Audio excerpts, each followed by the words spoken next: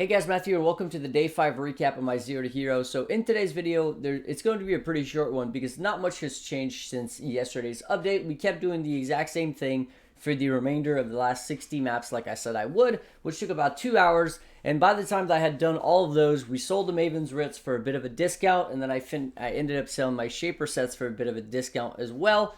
And in the end, we got ourselves a Headhunter and a little bit of currency left over. Just about 15x or so left over to build the Magic Find character for the second portion of the Zero to Hero, which we are basically going to be setting up. So this is basically what I want to talk about real quick today, is how I'm going to go about setting up. So one thing that's really important is the Awakening bonus objective here. You can see that each 4 Awakening bonus you complete is going to increase this by 1%. And what that is the increased effective modifiers on non-unique maps.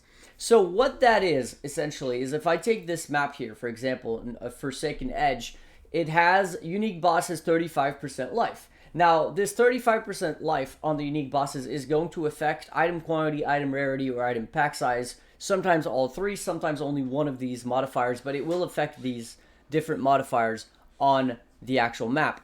So what this does, this increased effect of modifiers on non-unique maps, is basically going to multiply that modifier, right? But what that does is that also increases the rarity and the quantity and the monster pack size also to the same value, right? So it makes the map harder, but it also makes it more rewarding. And this is very important because Magic Find is all about stacking as much item quantity, rarity, and also pack size.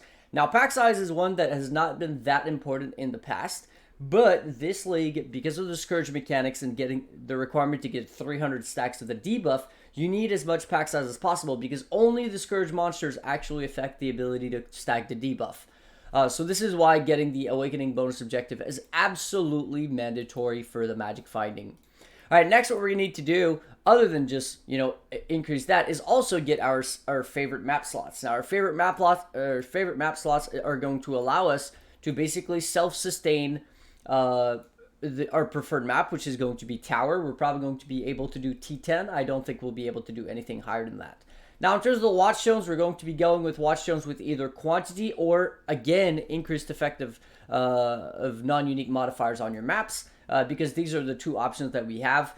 That being said, with the amount of currency that I have right now, we're probably just going to use the regular Watchstones until we farm a little bit more money and we can start affording these more, I guess you could say, endgame options. Now, in terms of the tree, because we're doing Tower, we're going to be in Valor's Rest, so we have Ominous Arrival as well as Diplomatic Escort for the Harbinger boss and the additional Harbinger, right? Now, these are going to be stacked with a Harbinger Scarab if they are affordable. Otherwise, we're probably just going to skip that entirely.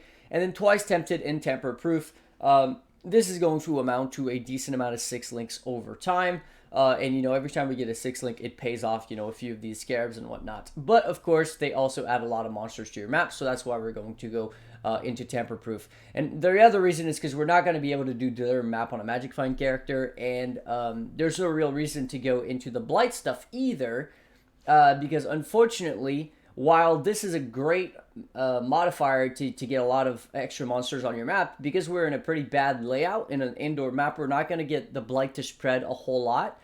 So the amount of monsters are going to be pretty limited. And also, because we don't really care about getting Blighted maps that are like yellow tier either. We only care about like T13 plus if we want to be able to sell them, so we don't really care about that. And because I'm not delving, this doesn't even matter either.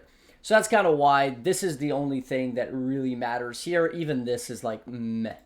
But we are wanting to do Tower, so unfortunately we don't really have a choice. Now, we could also do Cemetery. That would also be a pretty decent option. Now, I'm not going to be touching any of the other quadrants of the Atlas, so I'm pretty much going to leave them as they are. But because we need the Atlas objective, we're probably going to unlock all of our favorite slots. So maybe I'll favorite some stuff. Like some good layouts that we know are going to sell, things like Atoll, Tropical Island, stuff like that. All right, now looking at the Uncharted Realm, this is also going to be pretty important for the Magic Find portion of the series. We're going to be dropping this. We're going to drop all of this. Now, Remnants of the Past only works on T14 maps, so we're going to be doing T10, so it's useless. Any of this stuff related to farming Cyrus is also useless because we're doing maps that are too low tier to even spawn them, the Conquerors.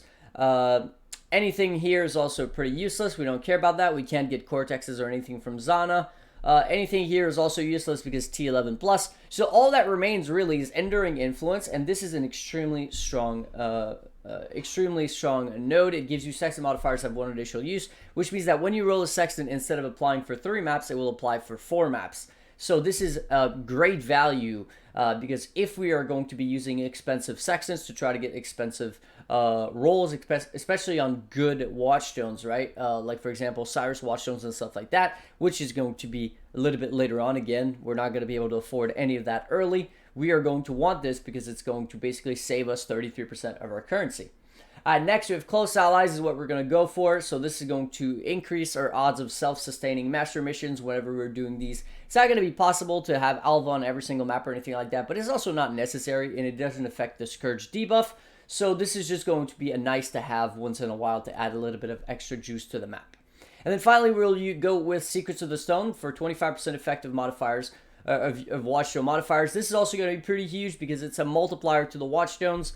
So for example, if we get a 6% quality roll on our Watchstone, this is going to increase it by 25%. So the thing, one thing to note about this Secrets of the Stones, however, is that it treats each Watchstone individually. What I mean by that is that if you had 3% quantity on one Watchstone, then another, right? Normally that would be 12% quantity, and you would multiply that by 1.25. But that's not how the game works. The way that the game works is it looks at one Watchstone, and it will multiply it. But let's say you had a 3 times 1.25 doesn't get us the 4%, which means it would be completely wasted. So we need to have at least a 4% modifier, be it the non-effect, the effect Watchstones or the quantity Watchstones. They need it to be 4% minimum for the Secret of the Stones to bring it up to 5%. Otherwise, this is a completely wasted node. Now, this does work on unique Watchstones as far as I know, which is actually really powerful for things like Booming Populace, because Booming Populace is really good to get a lot of pack size. Something I mentioned at the start of the video, pack size is super important. Now, that's pretty much it, and that's pretty much going to be our setup. We're going to triple favorite Tower as a T10 map, and then we are going to run 4 Watchstones in every other regions and like 2 Watchstones in this region so that we can self-sustain our towers. It should be very easy once we have the triple favorited mechanic going on, and we are basically juicing up these maps, a decent amount, and especially because the Scourge mechanic is super solid.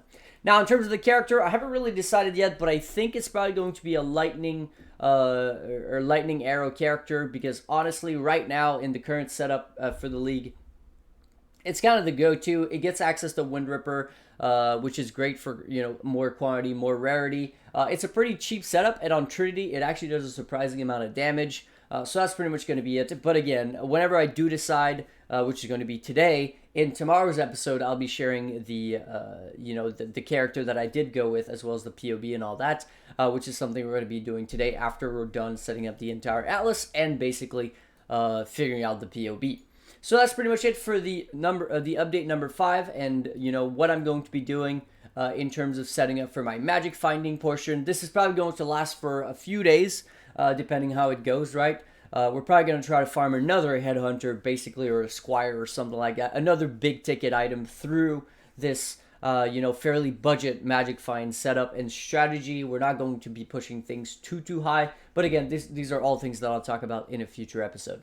So that's pretty much it for today's episode. Before I go, though, as always, I do want to say a huge thank you to my supporters: Kat, Stan, Brandon, Tim, Scott, Axel, Thomas, Reese, Riscoro, The Great Master, Mercury, Nate, Max, Alex, Johnny, Wolverine, Hamad, welcome back, and Georgie, as well as, of course, Nailed, Alex, Kevin, the other Alex, and Bizen, anybody else who supported me in the past, and anybody else who wishes to remain anonymous.